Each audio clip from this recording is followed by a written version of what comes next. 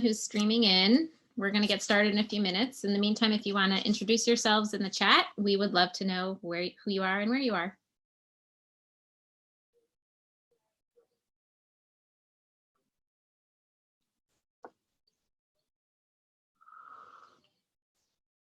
I see. I know. From Indianapolis. Nice. Winnie Goldblatt.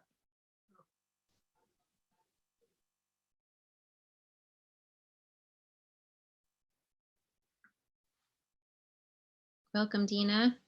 Hope all is well in New Orleans. Santa Monica, Palm Beach, Burlington, Austin.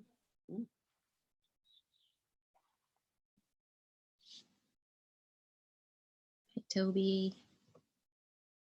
This is great.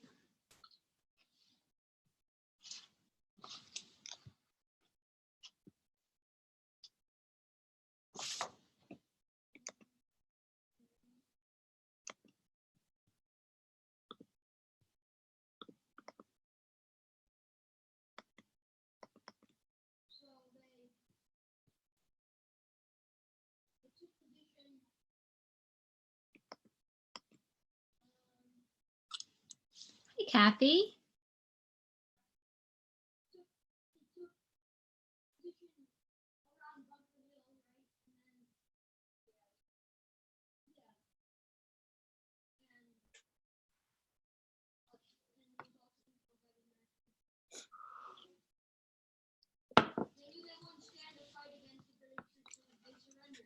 Or my tea.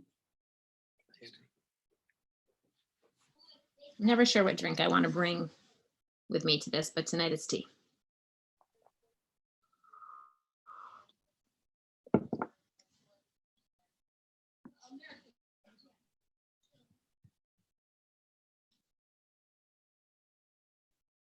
Hi, Diane.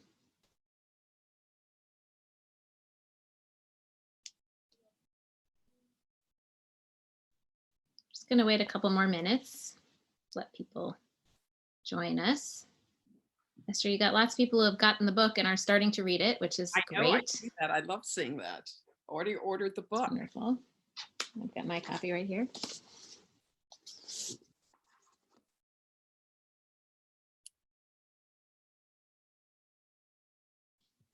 Already received the book. Charleston, South Carolina. Great.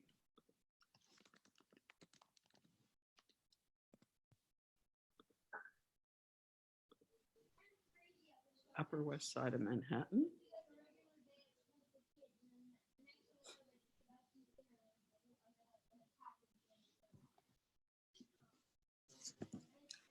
This is the fun part, because when we hit 8 o'clock Eastern time, I think the participants number is going to very quickly start to accelerate. Right, exactly. It starts to just. Yeah.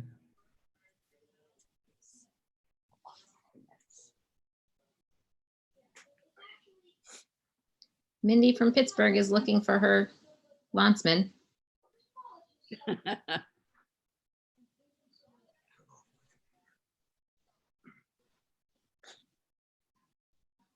Renee, I also read this book in basically one day, but I was luckily trapped at a hockey tournament, so it was easy for me to have the time. Right.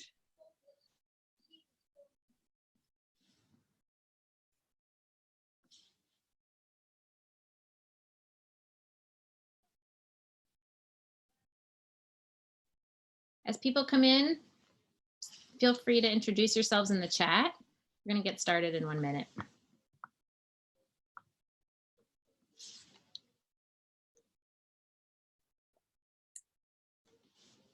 It's fun to see where everybody's from. I know, I love it. Hi, Joan.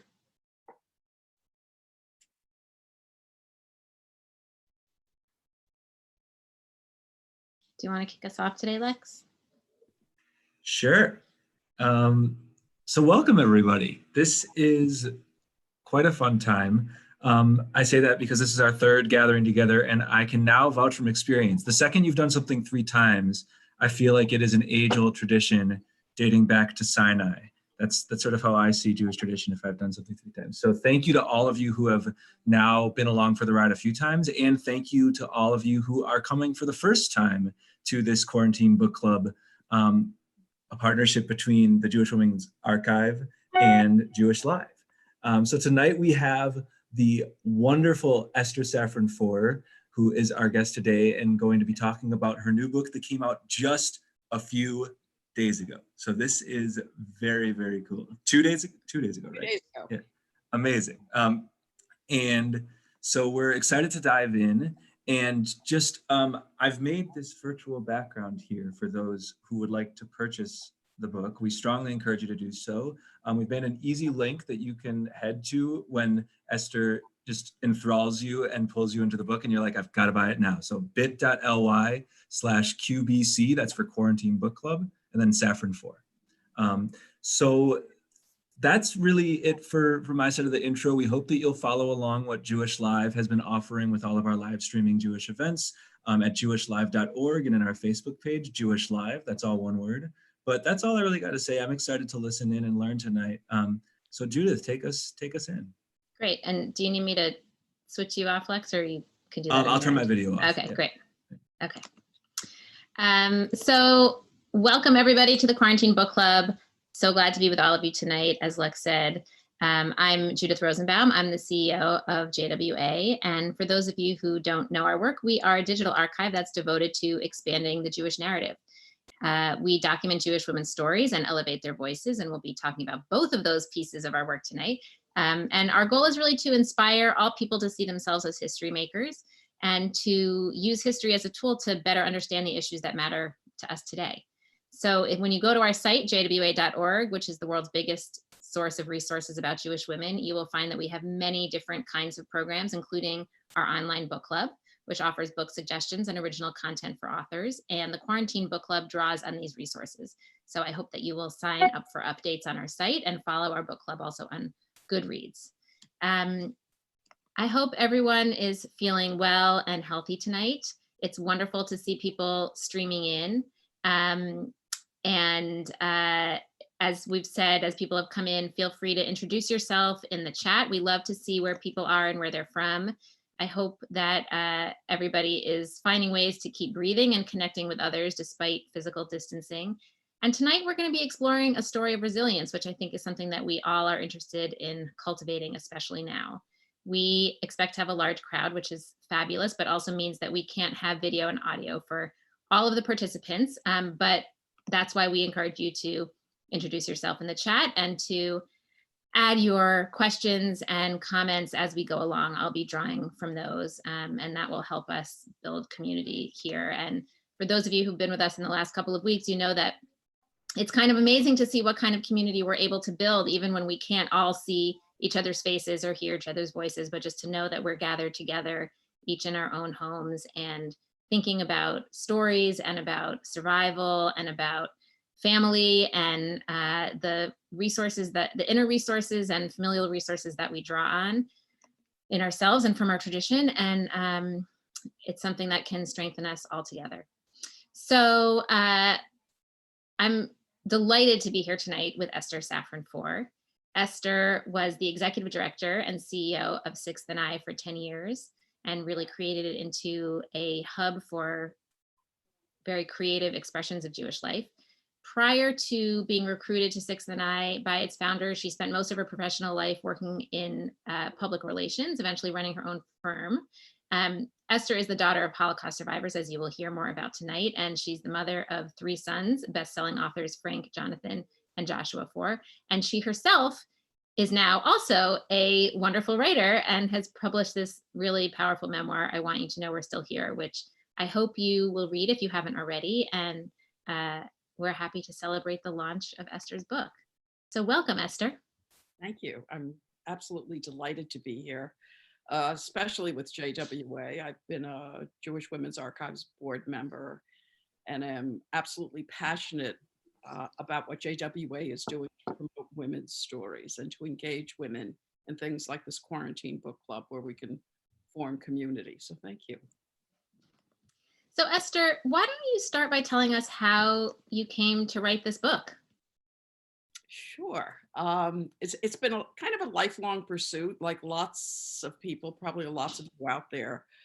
Um, I was always asking, I had lots of questions about my family history. Coming from a family of Holocaust survivors, I often could not ask those questions. There was an understanding in the family that there were things you just couldn't talk about. You're raised by parents who had been through the horrors of the Holocaust. You didn't want to inflict any more pain on them by asking questions, and they weren't eager to tell you anything because they didn't want to inflict that pain on their children and maybe even on themselves for talking about it. But I was always looking. I was putting tidbits of information together. My children will tell you that in a way, they became my vehicle. When our oldest son, Frank, was in high school and had to do a senior project, I urged him to interview his grandmother. And I knew that she would talk to him in a way that she wouldn't talk to me. She would talk to him because she was preserving her legacy forever. It was a different relationship. And so he was probably the first one to do an in-depth interview many, many years ago. And then when our second son, Jonathan, was looking for a senior project in college, but wanted to also spend the summer in Prague, and wanted to tie the senior project to this adventure in Prague, I urged him to consider going to Ukraine, to the villages that I thought our family came from. I had this tiny picture of my father and the family that rescued him for some part of the war. We don't know for how long. It could have been weeks, months, it could have been years. And to see if he could find that family. And that turned out to be a great idea for him for a senior project at Princeton. But he went there, and it turns out I didn't have enough information to give him. He ultimately did not go to the right town. He also was a poor college student. He didn't have the resources to hire a good translator. And if you've read the book, you might know that the translator was, I don't think as funny as he wrote it, but not very experienced. So he took that amazing trip and didn't find anything. But what he wrote turned out to be a bestseller and was turned into a movie. And I started to get calls almost literally from all over the world from survivors from these shtetls that our family came from, and called me and said, nothing he wrote is true. Well, of course it wasn't true. It was a novel. It was a work of art. And they started to tell me little pieces of the stories. And I would just piece them together. He went in 1998.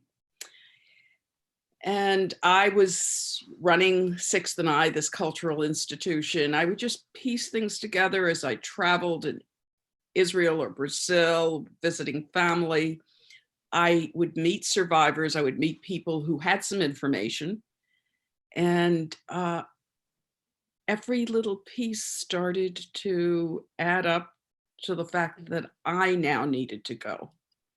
And then in 2009, there was a trip of Trochenbrod survivors, second and third generation, and a few survivors going back to the village to repair the memorials that were there, to keep the memory alive. And that was just the perfect vehicle that I could use to hang my trip on. There were also some people who had done a lot of work in Ukraine from Trochenbrod and had hired researchers and translators there. So I had people that I could reach out to. So in 2009, having done a lot of research, having interviewed a lot of people, having learned that you can't just call people by their name, I was looking for people who knew my father, Louis Safran. People weren't using last names. And were using nicknames, and they had these wonderful, funny nicknames. There's, Itzhak the belly button, and somebody who was an albino. Well, it turned out my father had a nickname. It was a label from Liszt. Liszt was a little village he was living in with his wife and daughter. So in 2009, armed with information, having already hired somebody to go and do some groundwork for me, who thought they had found the family that hid my father and sent me pictures, I thought could be, but I wasn't convinced. So as part of my search, I even hired a former FBI forensic photography expert, actually head of the FBI forensic photography lab, to look at the pictures. And we spent an hour together. We looked through a little crosshairs and measured distances. And at the end of the hour, he said, I can't tell you it's them. And seeing how disappointed I was, he looked at me and he said, but I can't tell you it's not them. Mm. And then he gave me an incredible clue. He said, if you're really going to Ukraine, look at the clothes that people are wearing in photographs. These are people with very limited wardrobes. They live in shtetls on dirt roads. And that ultimately turned out to be a very important clue for me when I went and actually found the family that hid my father. So you've already said so many things that I want to follow up on. So, you know, so, well, two things that I think I want to pull out to start. One is just about, and I want to just mention this and then I think we'll get back to it, but you know, thinking about the kind of the generations and how stories are shared or not shared from generation to generation, and how different it is to tell a story to a grandchild than to tell it to a daughter, for example, right? And that's something that you had to navigate throughout your life with your mom, you know, asking questions along the way and trying to kind of pull out information that you could. But also you talked about the fact that there were a lot of holes in the stories that you had inherited and little clues that you had to trace. And I actually have some of the pictures that you shared with me, which I'm going to put up on the screen to give a sense of where you were starting with some of these photos and what were the things that you were then pulling out as you were starting to write. So let's take a look at, here we go. Can people see this photo of Esther holding the picture that she was just mentioning that she had to look over with the FBI forensic guy? So this picture had been in our family for years and years. And it was interesting. On the back of it, there was some writing and some numbers. The numbers absolutely made sense. They didn't have a lot of paper. My mother would calculate on any piece of paper. She was good with numbers, and she could go to a grocery store and keep everybody waiting in line while she added everything up in her head. So there were lots of scribblings on this. I went to people and said, well, what does this say? And nobody could, I thought maybe it was an address. Nobody could identify that, but there was something that looked like Augustine on it.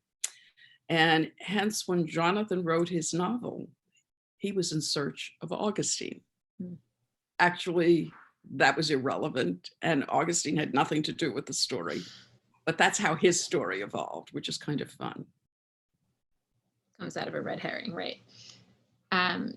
So, and you had some photos of your parents, which, as you know, you did, as you mentioned, a tremendous amount of research, both contacting people all over the globe to hear their stories and talking to FBI forensic folks, but also looking at pictures and learning to look at them in different ways and learn new things about your family.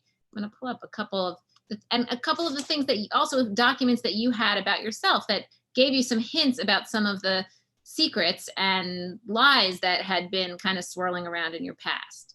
Let's skip that one. Okay. So when you get the book, you're going to see the first line, and it's really kind of interesting. I have a birth certificate. This is a picture of it.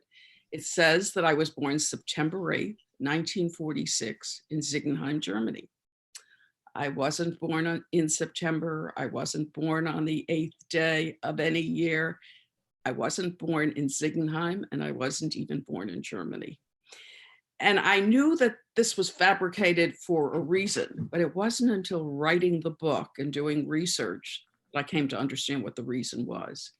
It turned out we entered the United States in August of 1949. And we entered on under something called the 1948 DP Immigration Act. And when I read the act and read about it, I understood why these falsifications had been created. And this wasn't the only thing. I have documents where you can see numbers have been changed a little. The 1948 DP Immigration Act, you've got to remember that 6 million Jews were killed and 200,000 to 300,000 survivors were wandering through Europe and they had nowhere to go. Nobody wanted Jewish survivors, and going home was not an option. Their families had been killed, their property had been taken, and nobody wanted them back. The 1948 DP Immigration Act, which was passed by Congress at the urging of President Truman, was something that ultimately Truman didn't want to sign because when you read the act, it was blatantly anti-Semitic. It said that in order to enter the United States under the provisions of this act, they wanted 30% of the people to be farmers. There weren't a lot of Jewish farmers, although I have a document created in my father's name that says he was a first-class farmer. And you had to have been in Germany by December of 1945. Well, the Jews who had survived, there were very few survivors in concentration camps. The ones who had survived were on the run, like my parents. They were in Russia. My mother made it all the way to Asia, to Kazakhstan. They didn't have enough time to get back to Germany by December of 1945. And the people who wrote that act knew that. So we had to, and if my parents had said that I was born as I was in March of 1946, actually on Purim, it would have been clear that they had not been in Germany by December of 1945. So how do you deal with that? You create a new birth certificate. Jews were very clever, and they did what they had to do to find a way out of the hell of Europe. And when you look at the numbers, 200,000 people were supposed to have been admitted to the United States under that act. Only about 80,000 were Jews, because they were taking displaced persons from other countries because it was a war, and there were displaced persons from Poland and Ukraine and Belarus. And it's been reported that about 10,000 of the people that were admitted into the country were Nazis. So I find this really interesting, particularly in this time when we're looking at all the refugees around the world. Fact of the matter is, I'm a dreamer. I came here on false papers. And yes, but I became a United States citizen. You can see this is my citizenship document. I ended up, as I was writing this book, and I start the book talking about the falsification of these documents, my husband, who was a lawyer, said, you can't do that. Other lawyers said that to me. And I thought, in this day and age, what's going on with refugees around the world, I have to tell this story. And I consulted, ultimately on the advice of a friend who was in the Obama administration, heading immigration policy. I consulted the lawyer who was head of the U.S. Lawyers Immigration, head U.S. Lawyer Immigration Association, something like that. And we had a wonderful conversation. And he said, you know, you're probably not at risk, but on the other hand, I can't tell you that you're not. I can't tell you that you're not vulnerable. And I said, well, what would I do? And he said, well, if they decide to deport you, and by the way, the Trump administration has an office that's been set up, an office called an Office of Denaturalization, people who have become naturalized citizens who are then potentially subject to denaturalization. So he said, well, your husband or your children could petition for you. Can you imagine? Right. And then his parting words to me were, go get a Polish citizen, go get a Polish passport. I'm actually working on it. Wow. Well, it gives you a sense of how live these issues are and how relevant they are to the moment, and that they, you know, although we think of our family history as alive to us, but not necessarily part of our, you know. The other thing that was really interesting, and we don't have a picture of it here, but in researching the book, I found a bunch of old letters that my mother and I translated together. And there was a letter from my great uncle in Brazil who wanted us to come to Brazil. That was actually our first choice because my mother had a large family there. And when we ended up in the United States, his final letter in December of 49 was, "I'm so glad," this is to my mother, "that you've been able to end your wandering. Mm. But remember, even in the beautiful America, there's anti-Semitism." Mm. And that's also kind of poignant right now. Right, absolutely. So I want to show a few of the pictures that you looked at closely of your parents to have some more context about their lives after the war. So it was really interesting. I came here as a toddler. And if people said, well, what was life like? I mean, we were in displaced persons camps. I would say, well, it was happy. The displaced persons camps had the highest birth rate of any place in the world. These refugees who had lost everything and everyone in their family were trying to rebuild their lives and rebuild their families.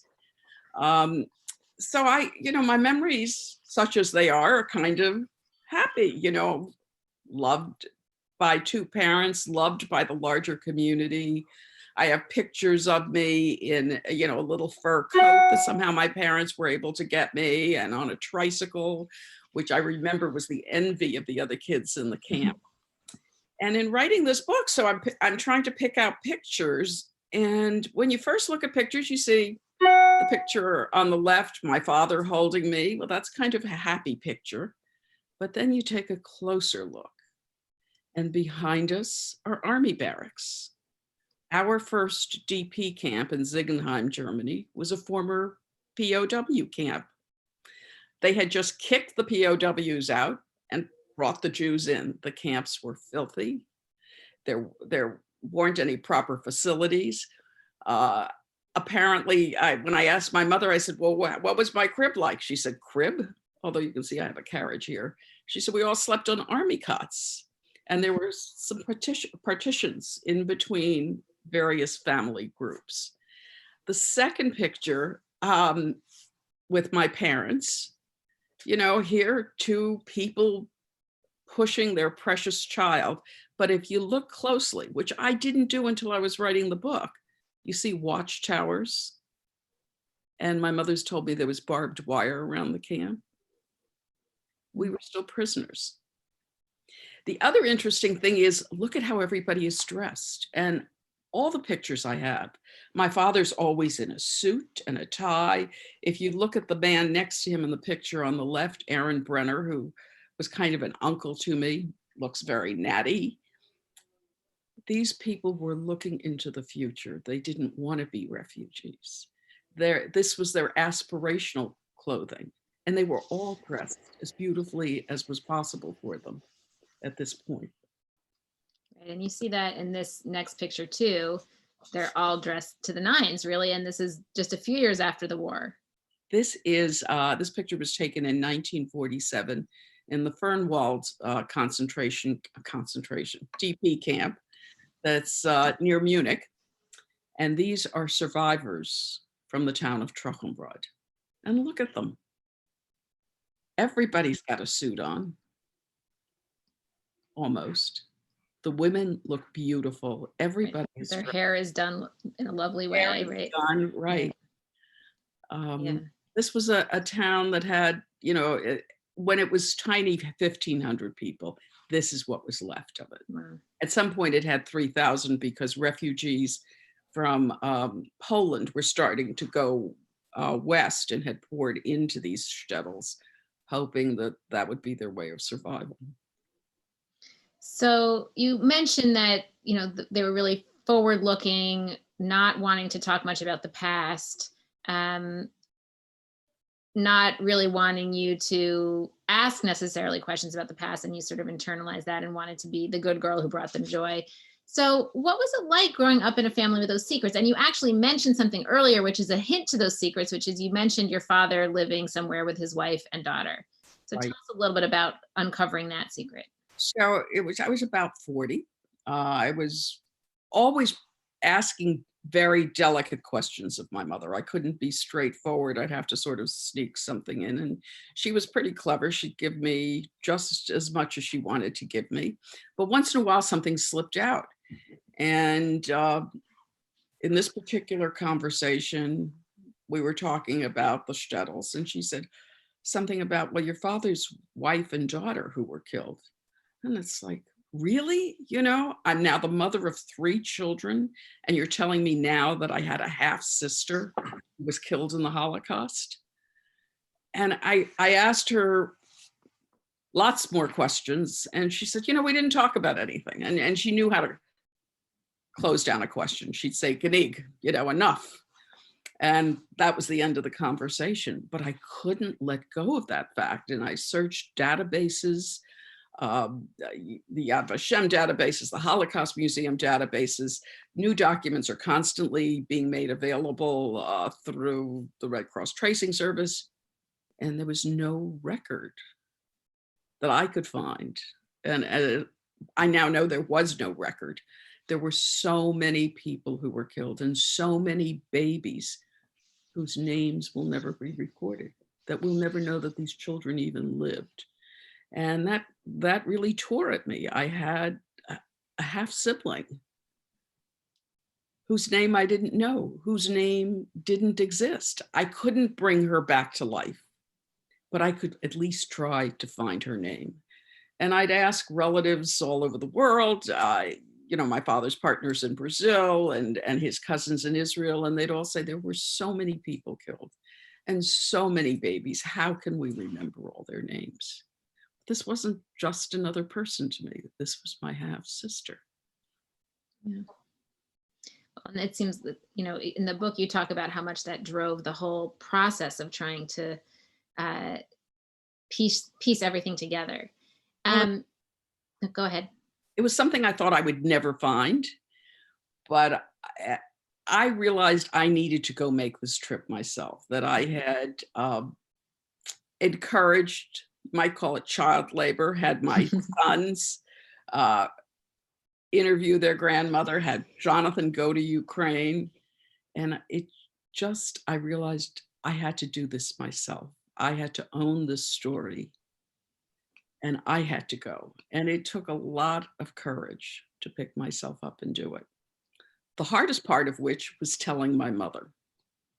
My mother was a tiny little strong woman. And I kept putting it off and putting it off. And meanwhile, there was this whole group of Truchen brothers going. And my oldest son, Frank, said he would go with me. And I had to tell her. I just couldn't disappear on her. What were you afraid of? You know, I was the good child, you know, I was the good little girl. I was supposed to make her happy. Now I was going to, you know, make her sad by going to this place where the worst things that could happen to anybody happened to her. And I was right to be afraid. The wrath of your mother poured forth. Yes, I finally went to see her and I said, look, you know, this trip is coming up. And we didn't tell her when Jonathan went because she would have been horrified. I said, I'm going to take this trip. And she's, how can you do this to me? I mean, she thought I was going to leave her now. Mm-hmm. Everybody else had left her. Right. And then I said, well, you know, it's okay. Frank is coming with me. And my son, you know, is a journalist and full-grown person, and I thought she'd feel great about that. She said, you're taking your child? And it was bad enough that I was going to put myself in danger, but she said, your child, he has babies. How can you do this? And I could see all her fears lived out. And then the next day she called me, and she probably didn't sleep that night. And she was very European, had an accent, but she was very modern. And she said, I want you to understand where my fears are coming from. And she told me she was afraid that something would happen to us. Then the next call that I had to make to her was right before I left, and I had to say goodbye. And her parting words were, which she said to me more than once, don't do anything stupid. And bring some food with you. Don't eat anything they make for you. And bring a good book and stay in your room. Well, can understand that Yeah. advice, and based on her own experience. So you talked about, in the book, you use the language to describe yourself as being this kind of hinge generation, that you were this hinge between, you know, your mother's story and then passing it on to your sons, and that they were the storytellers. And you just said that this was your time to kind of own the story and to become the storyteller here, and become a writer yourself, right? So what has it meant to you to take ownership of the story, and how has writing this book maybe shifted the way that you see yourself and your role in the family? Oh, dramatically. First of all, because this is probably mostly women, I can tell you that you can change careers and you can do new things and undertake things you haven't tried. And for me, I'm not a writer, despite the fact that we have 3 sons who are writers. And I don't think of them as writers, they're storytellers. I didn't know that I could do it. Originally, I had talked to our oldest son, Frank, who went with me and had written several successful books. And I said, let's write this book together. And it turned out that he had things he had to do. He had a book that he had to finish. And I ended up with a wonderful agent who gave me very good advice. He said, you know, this has to be your story. You have to own it, and it has to be in your voice. And in writing it, I found my voice, not just on paper and not just on the pages of this book, but I found that I do have a voice, that I can own the story. And the process of writing it has brought me peace. Mm. You know, is it the whole truth? I don't know. I will never know the whole truth. But I did the journey. I was able to complete the mission of writing this story. I originally thought I would write it so that my children, my grandchildren, their grandchildren would know the family history, would know that their family had been through the most awful period in history, but had survived. That how resilient my mother was and how strong she was. And that there were going to be tough times for them, but that they could survive it. Right. And probably the best day of this book experience, of course, I was going to go on a book tour all over the US and Europe. And of course, we all know what happened. We're all coming to you, it turns out. So we're doing these wonderful launches. And I'm so grateful to JWA for doing this. But my oldest grandson put a video together, and he interviewed his cousins and his brother and his uncles, celebrating Grandma's publication day. And it made it all worthwhile. Well, and I think it's one of the things that's really inspiring about your book is that it's clear that it was a process of coming to believe you could do this, that it wasn't obvious to you from the beginning that this is how you were going to, of course you were going to write this book, right? I mean, from the outside, knowing who your sons are, right? Knowing what accomplished writers they are, and then reading your book and seeing how beautiful and sensitive it is, it doesn't seem as a reader like anything but obvious that you would write this book. But I know that for you, it being this long, long journey, and I think that it does come through, that this kind of challenge to other people to think about the ways in which you can step into the thing that you might not think you can do, and try to put yourself out there. And it is very inspiring. And I think it also speaks, and of course I would think this because this is the world that I live in, but I think it also speaks about the role of women in transmitting memory. You know, that this was part of your journey, was to figure out how you would tell the story, not only to pass it on to the next generation, but also to make it your own. Absolutely, absolutely, to make it my own. And in the process of writing this, I, read lots of histories and other memoirs, and I think it was Rabbi Sachs, I'm not sure who writes about the fact that Jews are not a people of history. We are a people of memory. And that when you go through the Bible and services and Yom Kippur, and it's remember, remember, remember. And history's the end of something. It's a story about something that happened and you let go of it.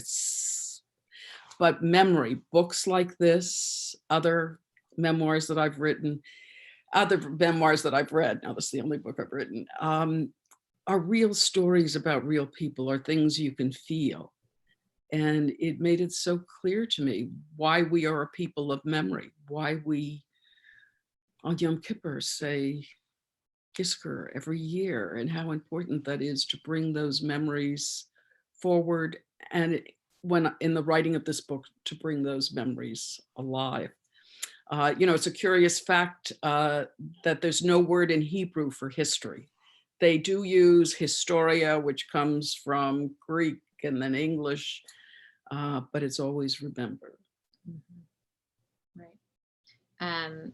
And interestingly, you talk about how your book, finishing your book, coincided with your mother passing away.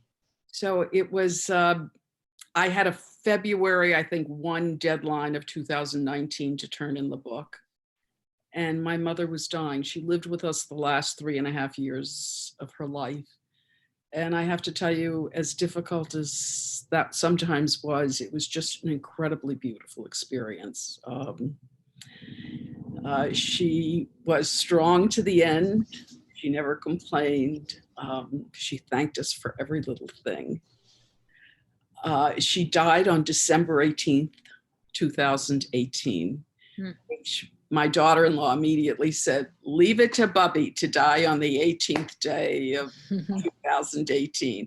A woman who was such a survivor would have loved that even in death, she was associated with life.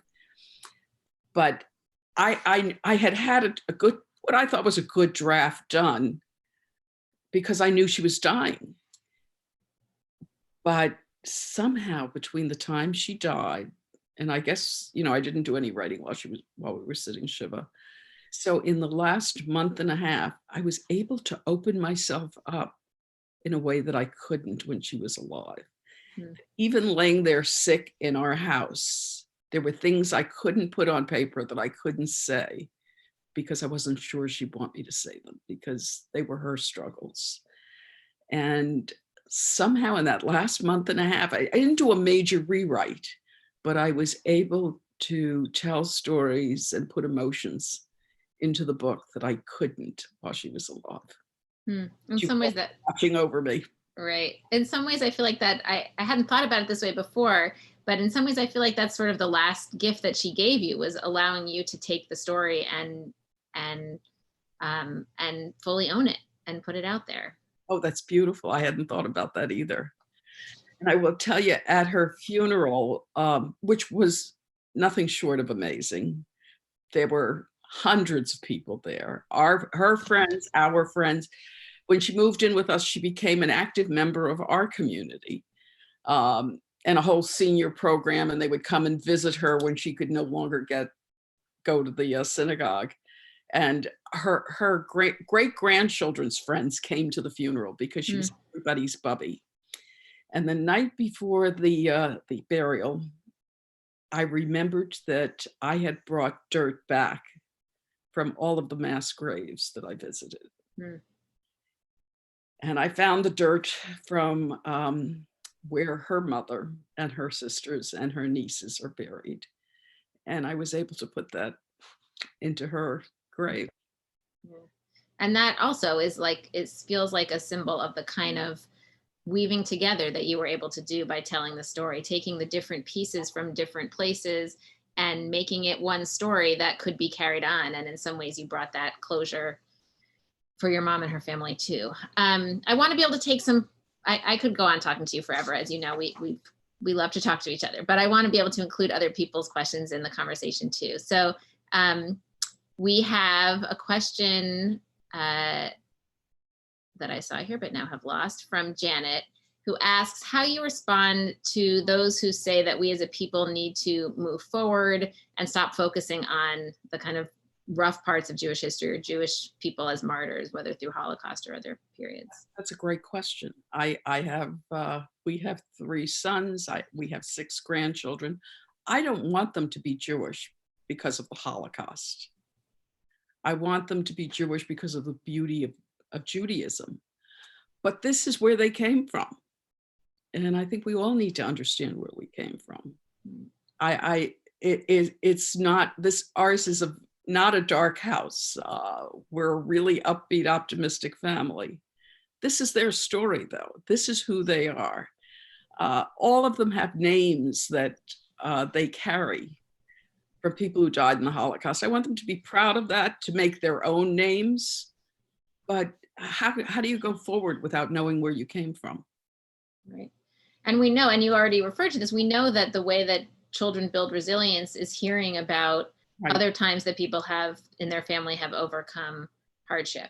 And your book also is full of life and full of joy and laughter and jokes. And you make it very clear that the inheritance that you're passing on is not one just of suffering and degradation. Definitely not. And there are jokes in there. And I thought, well, from our trip, there were some real characters on the trip.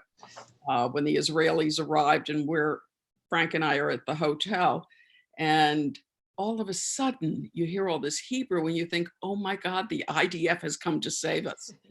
And the people there were absolutely, I mean, there was a lot of bad jokes and improper behavior, as they were making fun of Ukrainians. Sorry to say that. And I thought about taking those jokes out, and I thought, no, it doesn't make it any less poignant to have humor. It makes it real. It makes it real. Makes it clear that these are real people you're talking about. In some ways, that's really important also, because there's a tendency sometimes when you tell these stories of such dramatic stories, like the stories of the Holocaust, to flatten people as if they are just kind of icons of some kind, as opposed to real living people. And that's also part of what you uncovered in your research, was that these are people who had the usual foibles. There were crooks, and there were people having affairs, and there were people who were, that your mother, in fact, was in a fight with her mom when she left home. Right? Like, what could be more normal than a young woman fighting with her mother and storming off? And you and I have talked about this. I heard about abortions, and I thought, wow, did that happen? But of course, life happened there. Right. Yes. People should feel free to add questions to the chat box. I want to show a couple more pictures that you shared, because you were talking about some of the characters that you met in Ukraine. And we have a photo here of you and Frank with one of the several Annas, right? Right. So for some reason, most of the main characters were named Anna, and several of the men were named Ivan. Go figure. So this is in this tiny village, dirt road with just a handful of houses lining the street, where my father and his first wife and his daughter lived.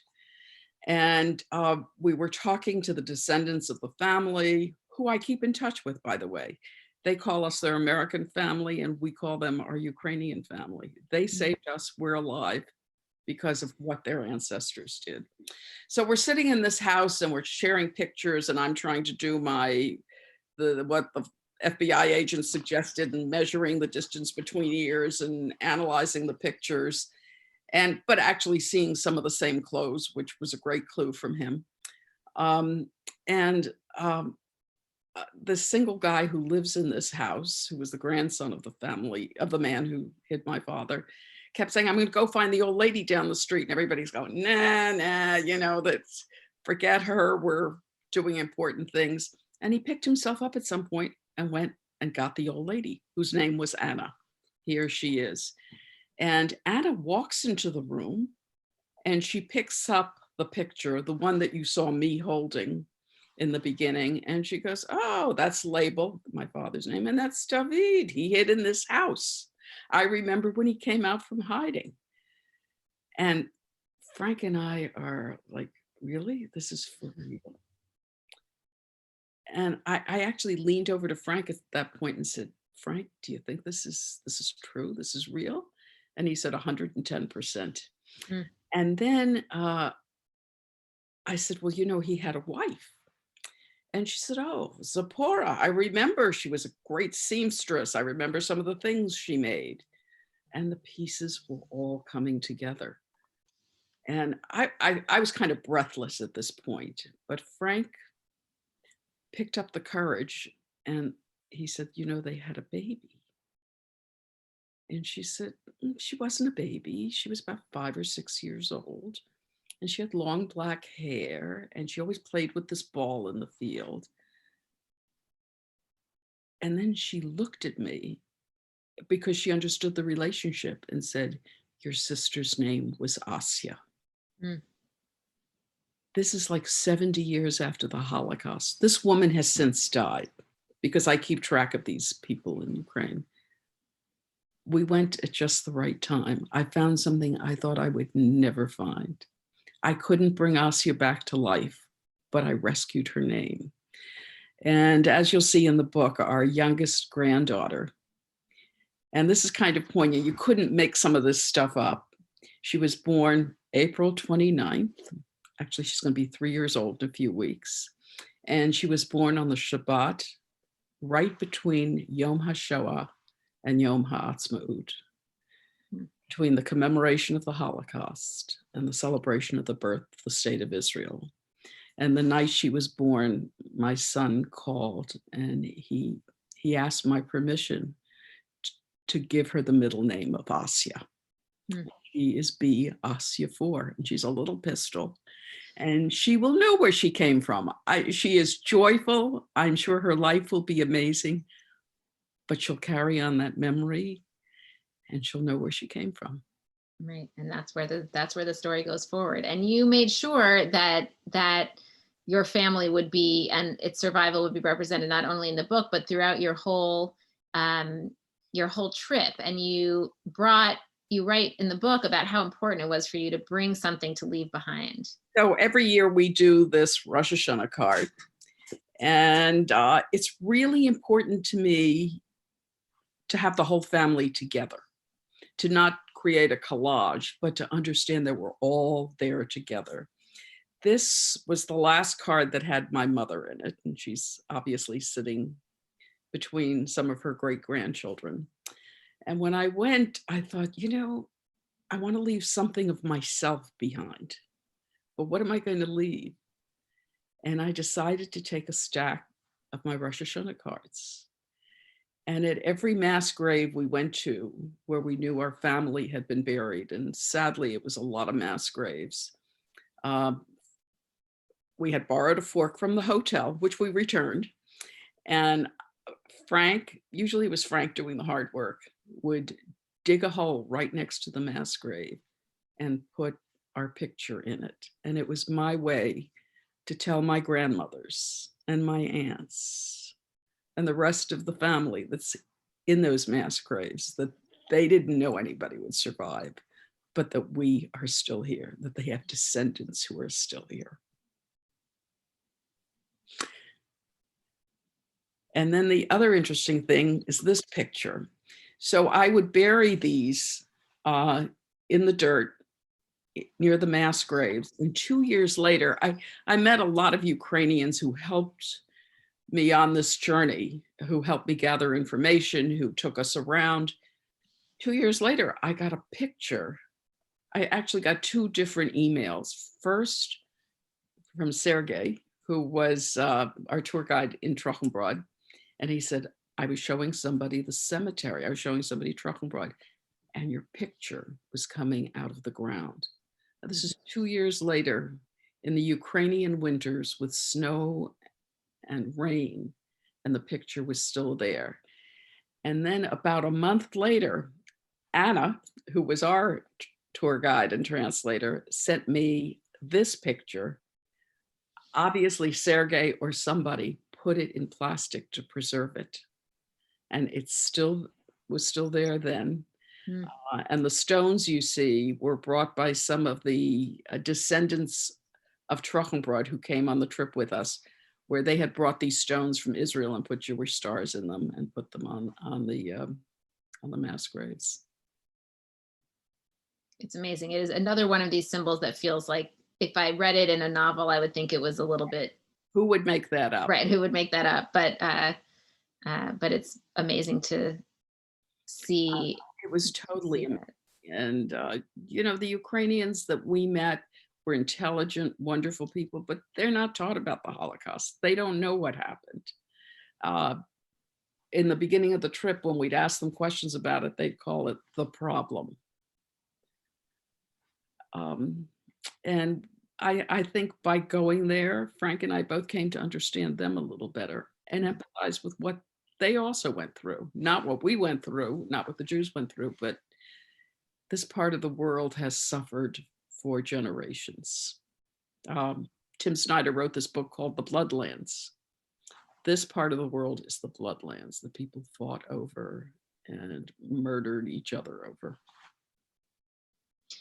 And I think also that what you're referring to, you know, the sort of failure of language to describe the horrors of the Holocaust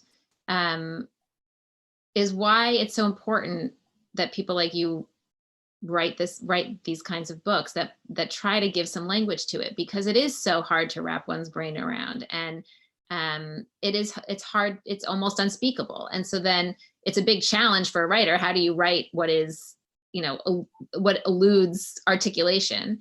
But by putting it into some words and your own story, it makes it real in a different way. Well, it was as I was trying to write this book, I thought, well, I'm not a writer. I don't really enjoy writing. So I just wrote it as I would tell it to somebody in the plainest language to convey the story. But it does make it real because it's about real people. And there's a section in the book where I list name after name, describe my Aunt Lifsha and what happened to her, and my Aunt Pesha and what happened to her. And it's almost a page of names. And I remember somebody looking at it and saying, you know, I don't know that this is going to resonate for people. And I really didn't care. I was putting their names down. I wanted their names to be permanently somewhere. And it is. I mean, this is all that I can do to remember them. Right. And that's the piece that is so important about elevating voices, that these voices are out there, but we can't hear them if someone doesn't help lift them up. And you did so beautifully. So how does it feel to have the book out there now? Phew. You know, it was really hard. I not too long ago, I gave it to a friend of mine who lives up the street. And at this point, by the way, my sons did not read it until it was essentially done. I don't know whether I was afraid to give it to them, but I just, once I decided it had to be my voice, I just went with that. And then maybe a couple of weeks ago, I had gotten my pre-publication copies, and I gave one to a friend of ours up the street who I think of as a really intelligent guy. And I was so anxious because it's one thing, you know, I wrote it. Ultimately, I had the courage to share it with my children, but now I was sharing it with somebody who I really respected, who I knew personally. In a way, the hardest thing is giving it to people you know, because you're exposing yourself. You're sharing a part of yourself that they don't know anything about. And you don't know how you'll be received. But in the end, it doesn't matter.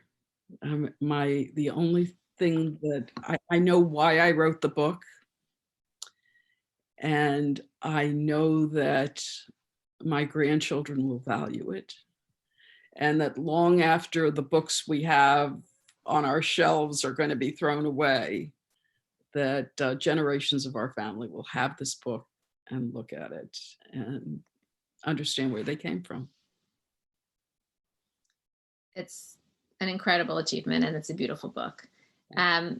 We have a question from someone asking if you think that your mother would have told her story differently, or how she might have Yes. told her life story? Well, first of all, my mother, for a good bit of her life, never thought of herself as a Holocaust survivor. In her Hmm. mind, Holocaust survivors were only people who were in concentration camps.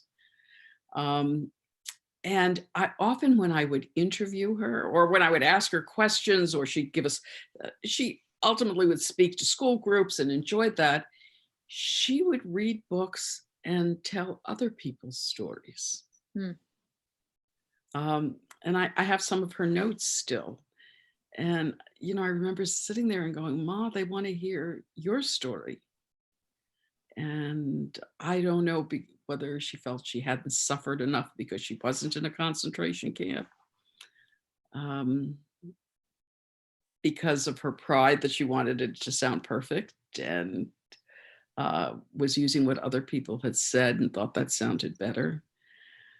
No, she wouldn't write this story. And it's why I couldn't ultimately finish it while she was alive. Did she ever tell you how she felt about you writing it? So she knew I was writing a book, but in a family like ours, people write books. Right. So, and the last years of her life, you know, while her mind was always good, she couldn't, I don't think she really absorbed what I was writing about. Mm-hmm. So one of our attendees wants to know what's next for you. Do you have other writing projects that you're planning on? Or? Next for me. And Judith, you know me, and I know some of our attendees do. I'm always looking for what's next. At my last talk 2 days ago, someone suggested turning this into a children's book, which would be quite a different way to tell the story. I love art. I do collage art. I'm not sure what the next project is, but there will be one. Stay tuned.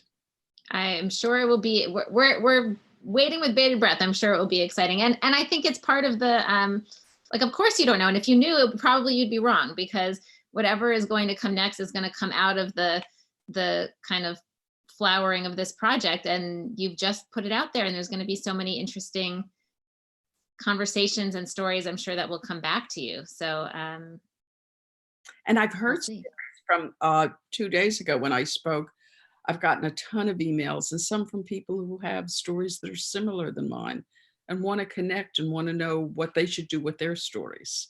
Right. That was very fulfilling.